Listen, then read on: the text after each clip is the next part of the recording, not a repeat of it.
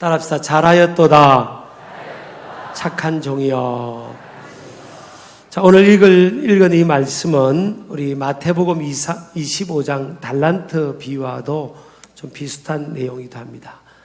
주님께서 삭개오 가정에 초대를 받고 거기에 이렇게 머물러 있으면서 삭개오와 제자들에게 또 일행들에게 하나님 말씀을 하시면서 오늘 이 비유로 열문화 비유로 하나님의 진리를 전가하신 내용이 나오고 있습니다.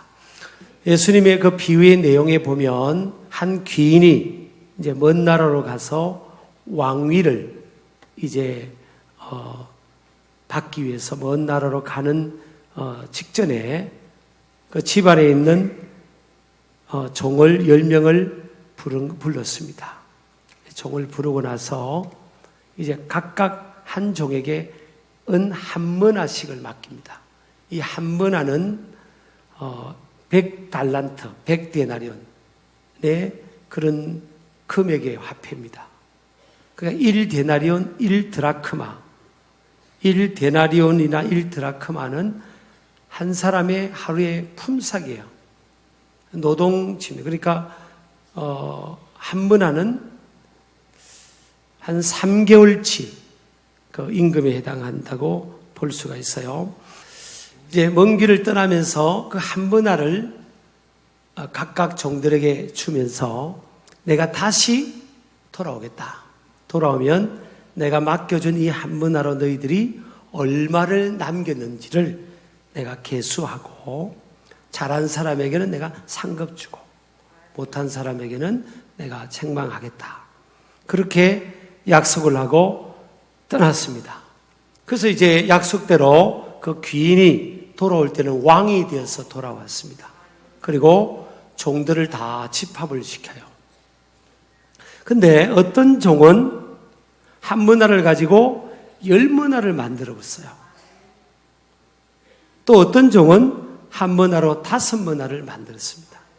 근데 어떤 종은 한 머나를 가지고 수건에 싸두어서 달란트 비유에서는 땅속에 묻어뒀는데 수건에 싸두어서 하나를 갖고 오면서 변명을 하는 거예요.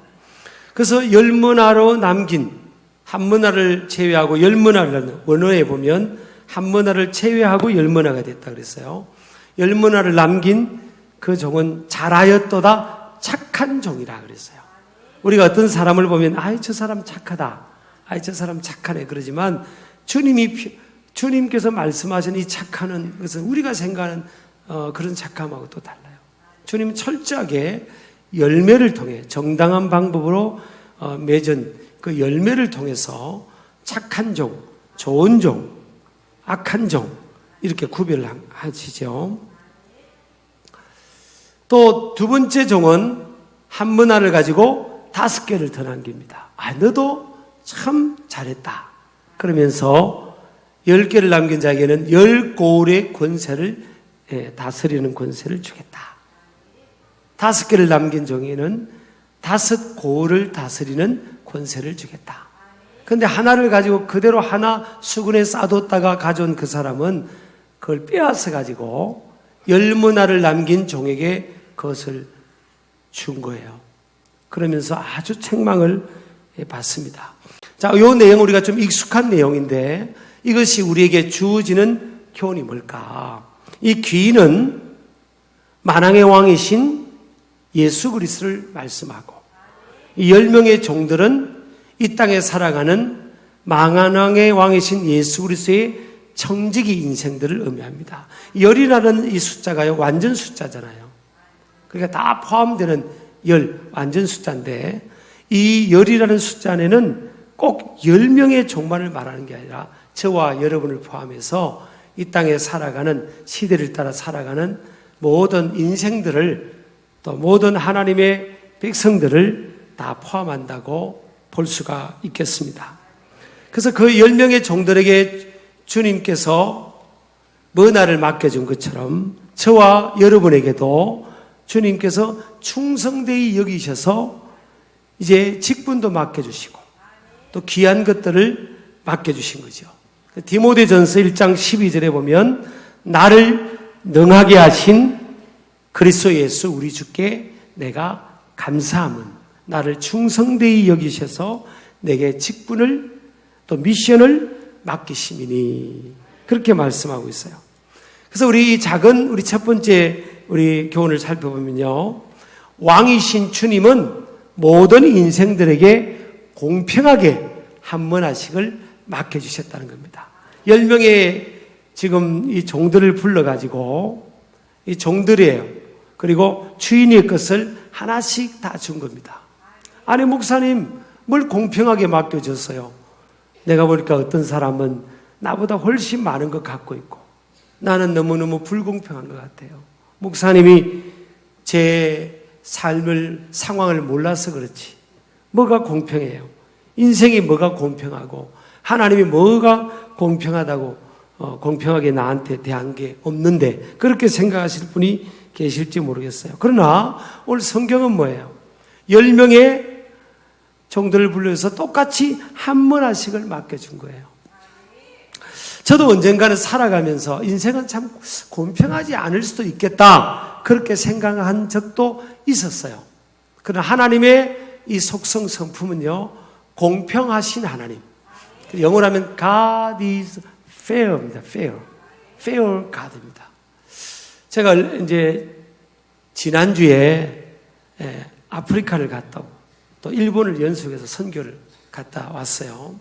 하나님이 감동을 주셔가지고 순종해서 또 심도 좀 필요했지만 그렇게 가서 빡세게 카메룬 가서 집회하고 가는 날부터 오는 날 저녁 비행기 타기 전까지 집회하고 이렇게 돌아왔습니다만은 이 이제 흑인 분들이 역사를 보면 뭐 노예 제도라든지 또 가난 그 평균 수명이 카메룬만 해도 46세더라고요. 그러니까 뭐 요즘 같이 갔던 장로님이 여든이라고 그러고 이런 뭐 깜짝 놀라는 겁니다. 제 나이만 이야기를 해도요 막 깜짝 놀라는 겁니다. 제가 한 20대로 보였던 것 같아요. 그런 비웃지 마세요 저쪽에서. 근데 그러니까 이게 가난하시더라고요. 참 가난해요. 그리고 이제 이게 힘이 약하니까 노예로 팔려가기도 하는 그런 조상들의 그런 역사가 있잖아요.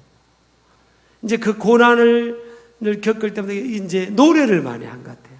그래서 보면 제가 이번에 가서 이제 뵈니까 전부 가수예요, 가수. 흑인 분들은요, 그냥 너나 할 것 없이, 저분은 좀 노래 못 불러 하면 우리 교회 오면 제일 잘 부르는 분입니다. 이게 음력이라든지 그리고 이게 그냥 몸으로부터 이게 음감이 있고요. 그 보면 노래할 때 보면 다 화음을요, 화음을. 자동 화음을 하세요. 악보가 없어. 그냥 자동 화음을 느껴요. 제가 좀 그 이해하거든. 저도 이제 약간 음감이 보통 사람보다 더 있어서 그냥 웬만한 노래는 보니까 화음을 낼 수 있어요. 거기 다 이게 그려져요. 음감이 이렇게 그런 게 있잖아요. 그러니까 하나님이 그 음악성을 주신 겁니다. 그냥 막 노래를 잘해요. 회중석에 있는 분들도 제 옆에 앉은 분들 보면 다 막 노래 음력이 높고요. 아주 맑고 그리고 화음을 그냥 자연스럽게 내죠. 자연스럽게. 그래서 야 하나님이 참 공평하시구나. 그리고 이 소울이 있잖아요. 소울. 여러분 이 소울이라는 게요.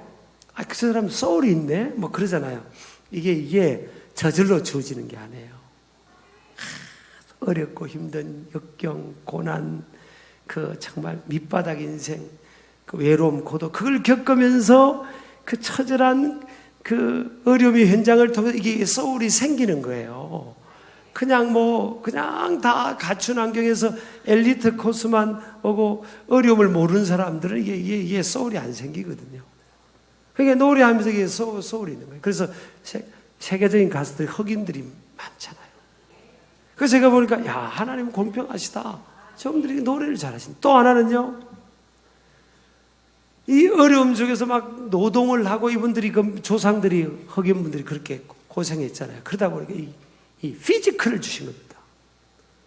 이분들은 무슨 뭐 어디 가서 웨이트 트레이닝을 한 게 아니에요. 근데 전부 다 식스팩이에요.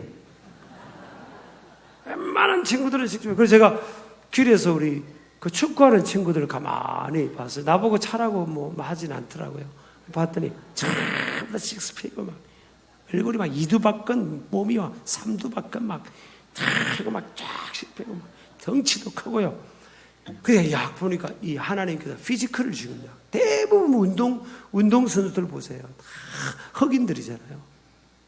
그 분야에 뛰는. 그러니까 하나님은 공평하신 겁니다. 노동하고 노예 생활하면서 고통스러움 중에서 이 피지컬에 이 좋은 DNA를 주신 거예요. 제가 그걸 보면서 참 인생은 사람들은 동의 못할 분도 있겠지만 하나님은 10명에게 똑같이 한 문화를 주신 것처럼 인생은 뭐라고요? 공평한 겁니다. 공평한 거예요. 저도 마찬가지고 여러분도 마찬가지고 한나와 버닌나라는 여인도 보면 한나는 남편의 사랑이 있는데 자녀가 없었고 버닌나는 자녀는 많았는데 남편의 마음이 안 왔고 다 인생 공평한 겁니다. 옆 사람 보고 인사합니다. 저보고 열등의식 갖지 마시기 바랍니다. 다 인생 공평해요. 그리고 하나님의 내 감정, 환경 그것하고 상관없이 하나님의 속성, 하나님의 성품을 보자고요. 하나님 공평하시구나. 그러면 하나님께서 내 인생, 아직까지 내 삶에 묻혀있는 것, 하나님이 주신 것이 다 발굴이 안 돼서 그런 거지, 디벨롭이 안 돼서 그런 거지, 공평하시다. 이렇게 믿는 거죠. 작은 두 번째는요, 왕 대신 주님으로부터 귀한 것을 받지 않은 인생은 아무도 없다는 거예요. 그러니까 다 주었다는 겁니다. 직분이나 재능이나 사명이나 삶이나 은사나 건강이나 시간이나 다 주었다는 거죠. 세 번째는요, 자신에게 주어진 것은 자신의 것이 아닌 주인의 것입니다. 주인이 맡겨준 것이고, 그래서 인생은 주님의 청직이자 종이라는 겁니다. 우리가 착각하면 안 되는 거죠. 하나님께서 인생의 주인 되시는 하나님께서 저와 여러분에게 10명의 종들에게 맡긴 것처럼 저와 여러분에게도 맡겨주신 거죠. 그래서 내가 너한테 줄 테니까 네가 잘 관리 경영해라. 청지기로 살아라. 그래서 섬기고 봉사하고 이런 겁니다. 그래서 청지기 정신, 스튜어드십이잖아요. 스튜어디스들이 이렇게 비행기 안에서 잘 섬기잖아요. 그처럼 하나님이 주신 것 가지고 네 포지션에서 잘 섬기고 열매를 맺어라. 그거란 말이에요. 우리 아멘 하시기 바랍니다. 그래서 우리 인생은요, 저나 여러분이나 우리가 주인이 아닙니다. 주인이 계신데 그분이 우리한테 맡겨준 겁니다. 그거 절대 잊어버리면 안 됩니다. 내 인생은 내게 아니에요. 주님이 나에게 맡겨준 거다. 그건 두 번째 보면 주님은 종들에게 한 문화를 맡기시면서 장사하도록 명령하신 겁니다. 명령하셨어요. 장사하라. 이것 가지고 가만히 갖고 있지 말고 장사라고, 투자할 때는 투자하고 그렇게 해서 이윤을 남기라는 겁니다. 장사하는 분들이 이윤 안 남기려고 장사하는 분 없잖아요. 그러니까 이윤을 남겨라. 열매를 맺어라. 잉여의 삶을 살아라. 그죠? 이 장사한다는 것은요, 헬라로 프라그마튜오마인데 각자에게 주어진 사명과 재능 또는 일을 창조적이고도 생산적으로 수행하라. 이런 겁니다. 창조적 생산적으로 수행하라. 그래서 이 종들을 부르면서 어떻게 장사하였는지를 보겠다. 15절에 보면 장사하였는지를, 이거는요, 그들이 열심히 장사하여 이익을 얻었다. 이런 뜻입니다. 어떻게 살아가서 이익을 얻었는지를 내가 보겠다. 주인이 와서 계수해 보겠다. 그런 거예요. 자, 이건요, 옵션이 아닌데 선택이 아니에요. 우리 인생은 그래서 하나님께서 우리에게 청지기로 불러주셨고, 우리에게 미션을 주셔서 또 귀한 것들을 주셔서 그것을 가지고 재투자하고 활용해서 이윤을 남게 된다. 그런 겁니다. 세 번째는요, 주인이 반드시 돌아와서 그 왕이 되어 돌아오셔서 그날의 종들이 어떻게 장사하였는지를 점검하신다는 거죠. 이 주인은 예수 그리스도 만왕의 왕이시잖아요. 만왕의 왕이신 그분이요, 오셔서 다시 오시는 거죠. 주님은 다시 오시는 분이다. 더데이, 그래서 더데이, 영어로 하면 더데이입니다. 그날과 그 시, 다시 오신다. D-Day는 뭐예요?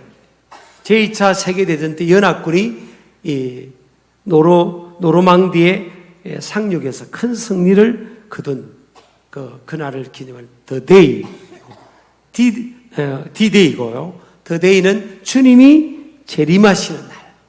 저는 주님의 재림을 믿는 목회자예요. 우리 성결교회, 한국교회 기본적 베이스는 다시 오시는 주님을 우리가 믿는 신앙입니다. 우리 건전한 장로교회나 감리교회나 순복음교회나 우리 성결교회나 침례교회나 다 이 재림, 다시 오시는 예수님을 기다리고 믿는 이 신앙. 그리스도인과 교회는 신랑 되신 주님을 기다리는 이 신부. 이건요, 이 신앙을 잃어버리면 안 됩니다. 자, 네 번째, 주님은 오셔가지고 뭘 하죠? 충성스러운 종에게는 칭찬과 상급을, 게으르고 악한 종에게는 책망과 심판으로 징계하신다는 겁니다. 그래서 종들을 불러가지고 3명만 지금 언급을 하고 있잖아요. 이 3명의 종의 안에는 이 10명이 다 부류가 딱 들어가는 겁니다. 그래서 3명만 평가한 거예요. 그 많은 열매를, 열문화를 남긴 종, 그 다음에 중간점 열매를 남긴 종, 하나는 뭐예요? 전혀 열매를 못 남긴 종. 이 세 종류 안에 다 들어가는 거예요. 저와 여러분도 다 이 세 종류 안에 들어간 겁니다.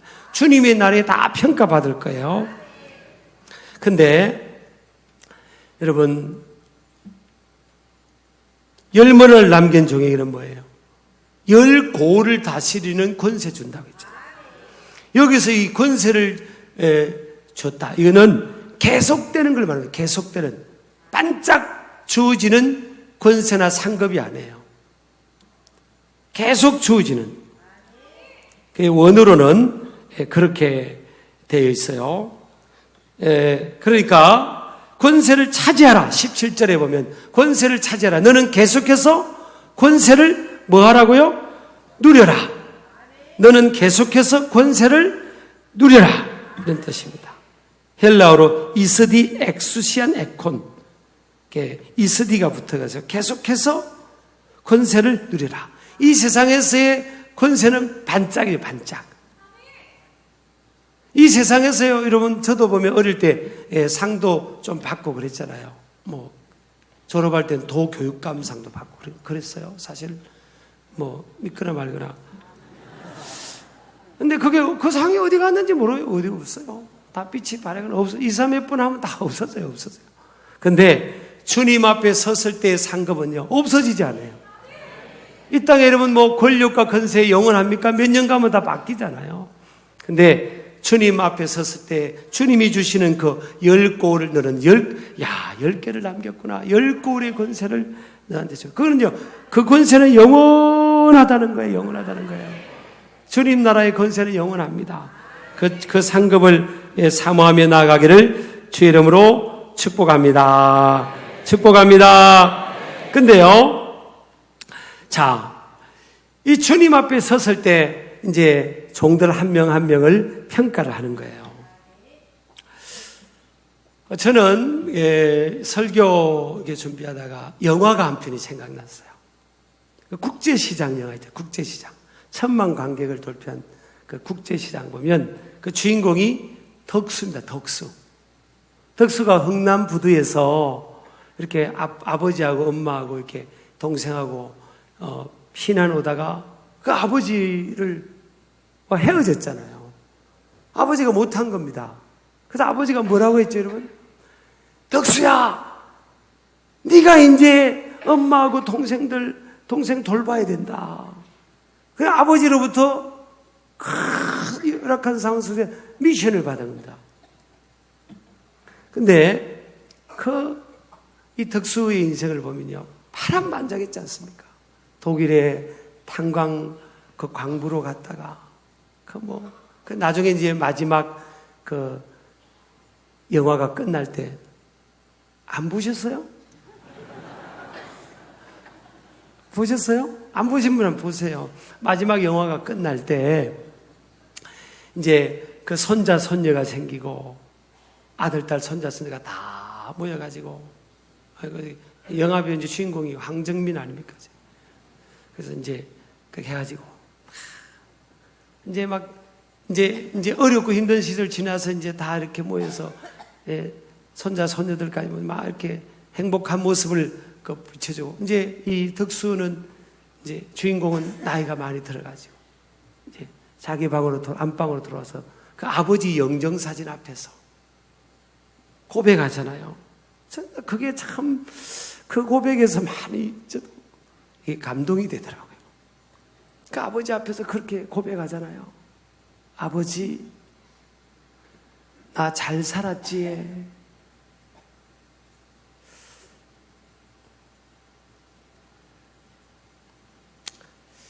나 너무 힘들었거든. 이렇게 고백하잖아요. 아버지, 나 너무 힘들었거든. 아버지, 나 잘 살았지.